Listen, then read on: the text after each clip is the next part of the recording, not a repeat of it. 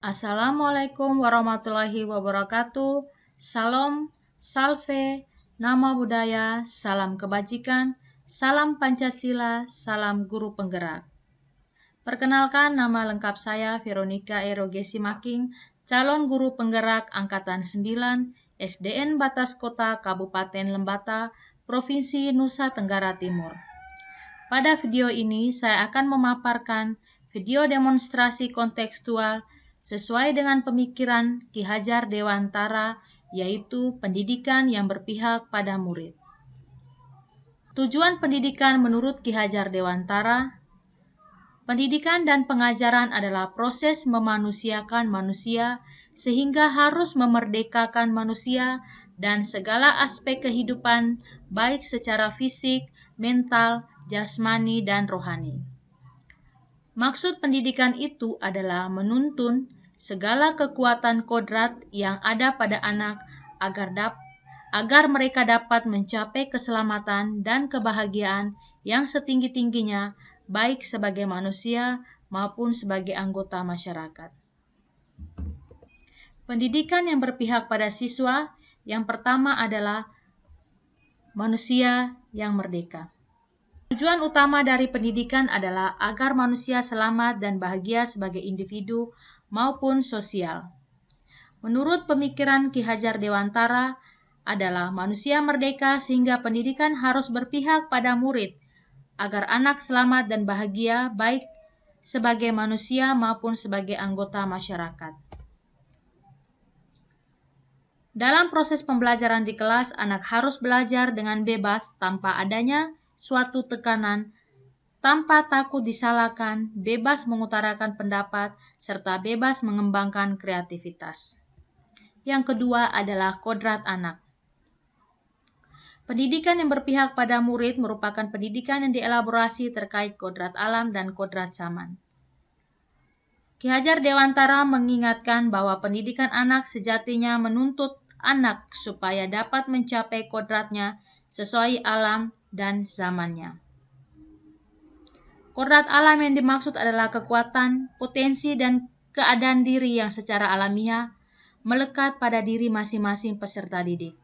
Kodrat zaman adalah kekuatan, potensi, atau keadaan diri yang berubah sesuai dengan kondisi sosial, budaya, masyarakat, dan atau perkembangan zaman. Untuk itu, sebagai pendidik harus bisa adaptif terhadap perkembangan zaman sehingga proses tumbuh kembang anak dapat optimal. Seorang pendidik dituntut untuk dapat memaksimalkan kemampuan anak, keterampilan seperti berpikir kritis, kreatif, kolaboratif, dan komunikatif. Yang ketiga adalah mengembangkan bakat dan minat. Bakat adalah kemampuan bawaan dari lahir, sedangkan minat terbentuk selama proses tumbuh kembang anak. Bakat yang dimiliki anak tidak selalu berhubungan dengan akademis maupun kemampuan kognitif. Namun, bakat bisa jadi berhubungan dengan hal-hal yang bersifat sosial seperti berkomunikasi dan sebagainya. Yang ketiga adalah guru sebagai fasilitator. Maksudnya adalah guru mendampingi, mengontrol, dan mengarahkan murid pada proses pembelajaran. Masih ingatkah semboyan Ki Hajar Dewantara? Yang pertama adalah Ingarso Sungtulodo, yaitu guru sebagai teladan. Posisi seorang guru ketika berdiri di depan kelas, dalam hal ini guru dapat melakukan persepsi, menghubungkan pelajaran sekarang dengan pelajaran yang lalu, memberikan contoh dan pengalaman dunia nyata kepada peserta didik. Sikap, cara berpakaian, cara berbicara juga menjadi contoh dan teladan bagi peserta didik. Yang kedua adalah Ing Madya Mangunkarso. Maksudnya adalah di tengah membangun semangat dan kemauan dalam diri murid untuk terus belajar dan melakukan inovasi.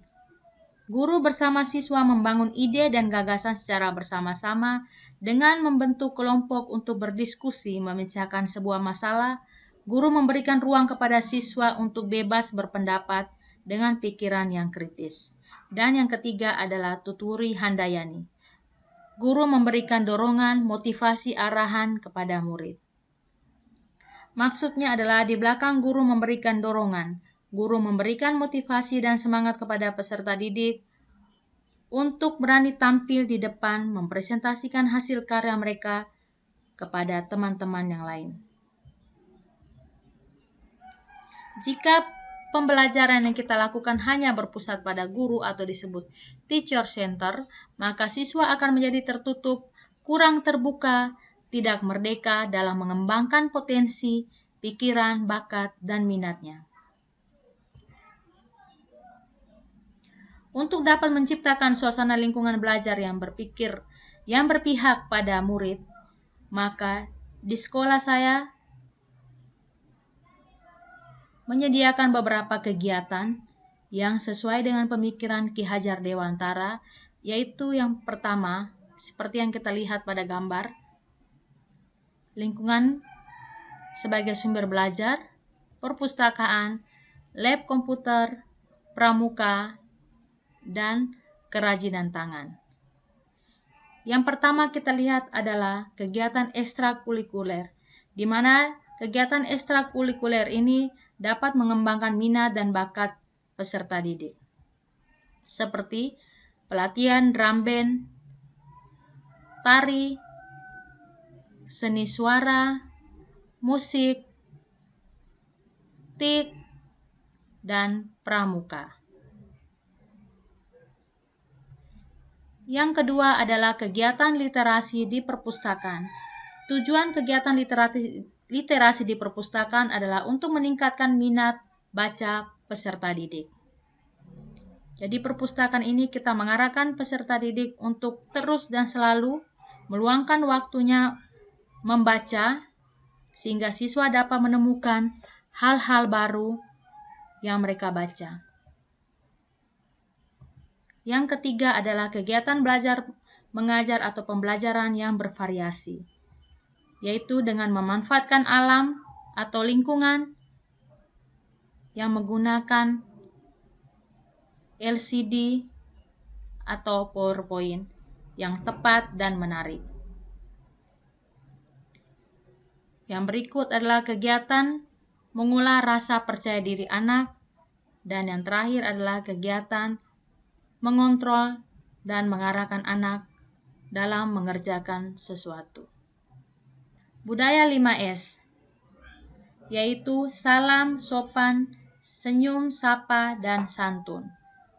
Pada gambar yang pertama, seperti kita lihat bahwa guru menjadi contoh terlebih dahulu, menjadi teladan, memberikan contoh yang baik bagaimana sikap kita dalam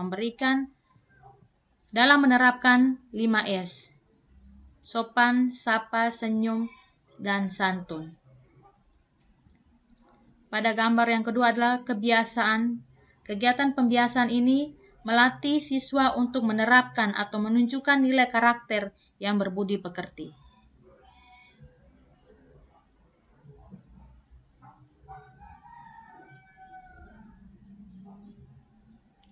Untuk menjalankan dan mewujudkan pendidikan yang berpihak pada murid, tentu adanya tantangan, yaitu rendahnya minat dan motivasi murid.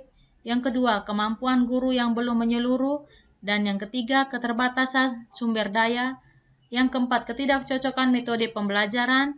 Yang kelima, gangguan kedisiplinan. Yang keenam, terbatasnya jam pelajaran. Yang ketujuh, gangguan penggunaan IT. Bagaimana cara kita mengatasi tantangan tadi itu? Solusi yang pertama adalah pelatihan.